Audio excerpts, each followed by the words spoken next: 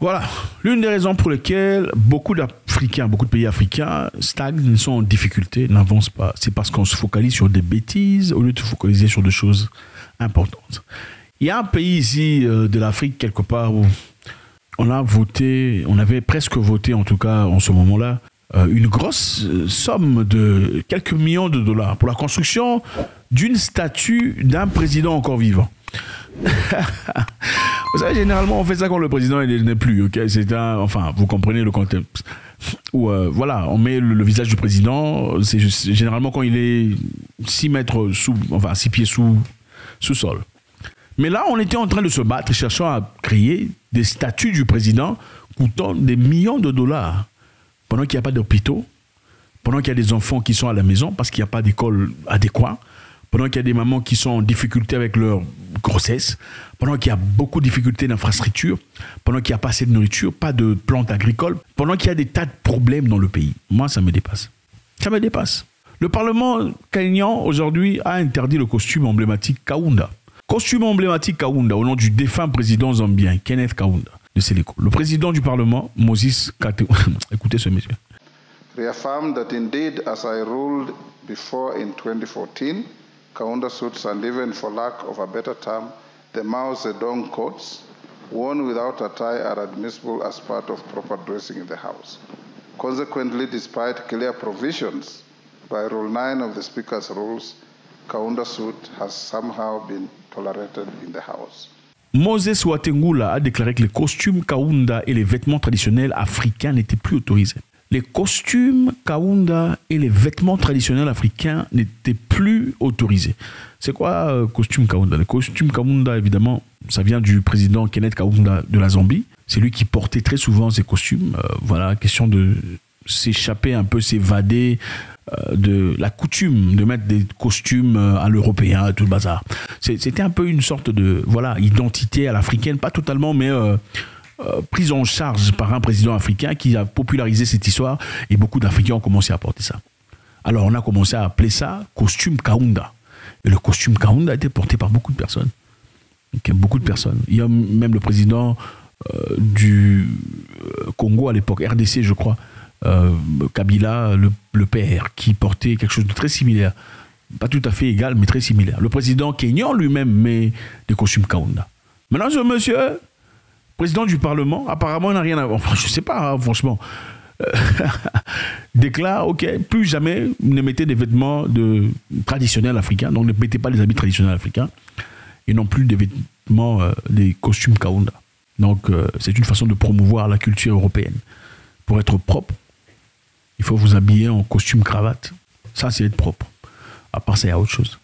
Vous savez, les Africains sont les seuls peuples sur Terre qui sont complexés par rapport à leurs propres origines, leur propre nature.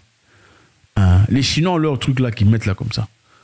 D'ailleurs, le président chinois récemment a commencé à s'habiller en costume cravate. C'était pour gagner des terrains, gagner des contrats. Il ne veut pas que vous... Il ne doit pas y avoir... C'est un système marketing. Il ne faudrait pas qu'il y ait trop de différence. Vous voyez un peu quand vous parlez à une personne, vous vendez un marché, il faudrait vous sonner presque comme la personne pour qu'elle se sente à l'aise. Regardez les Arabes, les pays arabes. Ils sont toujours en leur tenue, fiers. Regardez le Premier ministre indien, il est toujours fier dans sa tenue. Ce sont les Africains qui pensent que mettre chemise, cravate et veste, c'est ça être intelligent. Voilà pourquoi tous les imbéciles, les idiots sont toujours tous en chemise, cravate. Il y a des pays ici où tout le monde est en chemise, cravate, mais des idiots, vous serez choqués. C'est triste. C'est qui le président Kaunda? Révolutionnaire, panafricaniste, panafricain. Il a joué un rôle important dans le soutien de l'ANC. L'ANC, c'est le parti politique de Nelson Mandela. Pendant que les Africains du Sud, les Noirs, étaient sous le joug de l'apartheid, ils ont beaucoup aidé, ils ont autorisé l'ANC à ouvrir une radio, parce qu'ils n'étaient pas autorisés de le faire ailleurs, ou une radio en Zambie, okay? Une radio permettant, la radio Espoir, ou excusez-moi, radio Freedom Radio, permettant aux partisans de l'ANC de s'exprimer et de diffuser leurs informations. Ils ont joué un rôle très important aussi à la libération du Zimbabwe. Le président Kaunda a été présent pendant tout ça. C'est vrai que après, bon, il a fait ce que les hommes font, généralement les Noirs, enfin, en pouvoir. Mais pour la grande partie, il a fait ce qu'il avait à faire. Il a joué un rôle important. Donc, un senior, une personne chevronnée qui a joué sa part et a été honoré d'une certaine façon à travers ses vêtements, tout ça. Maintenant, il y a un monsieur parlementaire qui dit ne mettez plus jamais des habits africains en Afrique. Un Africain qui dit ne mettez plus jamais des habits africains. C'est ça. Ça me rappelle... Ça me rappelle une femme que j'ai vue quelque part, disant à sa petite fille, il ne faut pas parler la langue des sauvages. Parce que la petite fille est en train de parler lingala dans un pays européen. Toi, tu parles la langue des sauvages. Oui. C'est le français qui est bien. Comment pouvez-vous aimer votre prochain si vous n'aimez pas votre propre langue? Ce n'est pas possible. Ça vous étonne que vous ne vous aimez pas. Ce n'est pas normal. Pour qu'on te prenne au sérieux, il faut parler en français. Pourquoi? Parce que malheureusement, c'est la bêtise dans d'autres langues. C'est triste, les amis. Donc, le costume Kaunda, caractérisé par une saharienne et un pantalon assorti, tire son nom du président zambien qui a joué le rôle central à sa création de mode. Le président Wetangula a attribué cette interdiction aux tendances émergentes de la mode qui remettaient en question les codes vestimentaires parlementaires établis. Bon, regardez le monsieur. Vous estimez qu'il a quel âge? Regardez l'âge. Estimez un peu l'âge de ces messieurs. Le monsieur à cet âge ici, en train de dire à d'autres papas, ils sont peut-être des grands-pères, comment ils doivent s'habiller. Au lieu de s'investir sur comment développer les Kenyans, créer des écoles pour les Kenyans, donner de l'argent aux Kenyans, comme on en donne généralement aux Miss. Parce que généralement, c'est ça. Comme je le disais, en Afrique, généralement, on se focalise sur des bêtises. On fait des concours de Miss, des concerts pendant que les gens sont... je sais pas. C'est vrai que, bon, écoutez, vous pouvez faire quelques concerts, faites un peu d'argent, mais vous ne pouvez pas être en difficulté totale, dans la diarrhée mentale, pendant qu'il y a des concerts qui se jouent chaque jour, mais vous vous plaignez qu'il y a la guerre et les diffus. C'est complètement malade, c'est incohérent. Vous pouvez avoir votre musique, d'accord, mais vous ne pouvez pas avoir une succession des concerts et des concerts pendant que vous êtes malade. Les gens sont en train de tomber. Ce n'est pas cohérent. Ça n'a aucun sens. C'est comme un enfant qui dit non, je suis malade, je veux rentrer à la maison. Mais vous le regardez, après il est en train de jouer au football. Papa, il est en train de courir. Il est malade ou pas? Non, il est malade ou pas? Un enfant malade ne court pas. Un enfant malade ne joue pas au football. Bon, il peut jouer un peu, passer parce que la balle est arrivée à ses pieds. Mais il ne peut pas se mettre dans le terrain en train de jouer. C'est-à-dire que tu n'es pas malade. Il faut te taire et arrêter de te plaindre.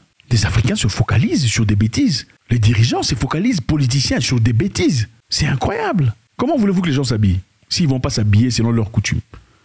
Voilà pourquoi, ouais, on dépense de l'argent pour le concours des Miss. Miss, machin, histoire. Je ne sais pas vous montrer mauvais visage. Je ne sais pas. En quoi est-ce que ça grandit le pays? Donner 100 000 $ à une femme qui, certainement après cela, aura simplement plus de nombre de gens en train d'essayer de lui envoyer des messages sur Instagram et rien de plus.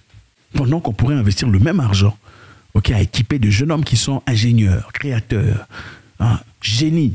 Mettez 100 000 $. Dites une personne qui apporte des inventions, des créations, tout ça. Regardez le nombre de gens qui viendront. Énormément de personnes. C'est comme ça qu'on crée une génération d'intellectuels.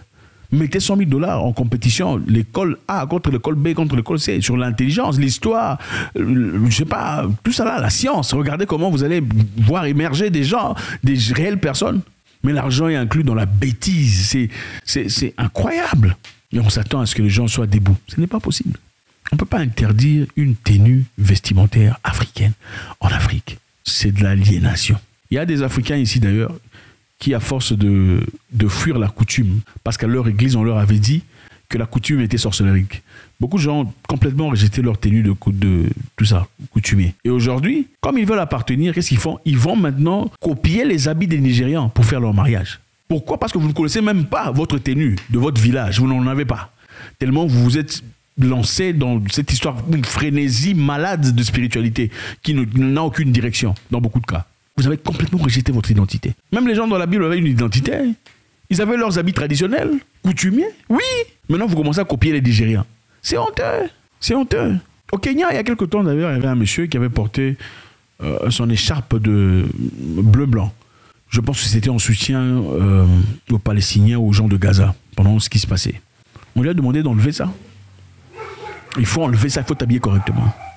Donc, s'habiller correctement, c'est s'habiller comme un Européen. Pendant qu'il y a des gens qui sont en difficulté, des hôpitaux qui ne sont pas construits, des routes qui attendent, la jeunesse qui est départie, vous vous intéressez sur qu'est-ce que le monsieur a apporté et comment il faut s'habiller au Parlement. Ça me dépasse.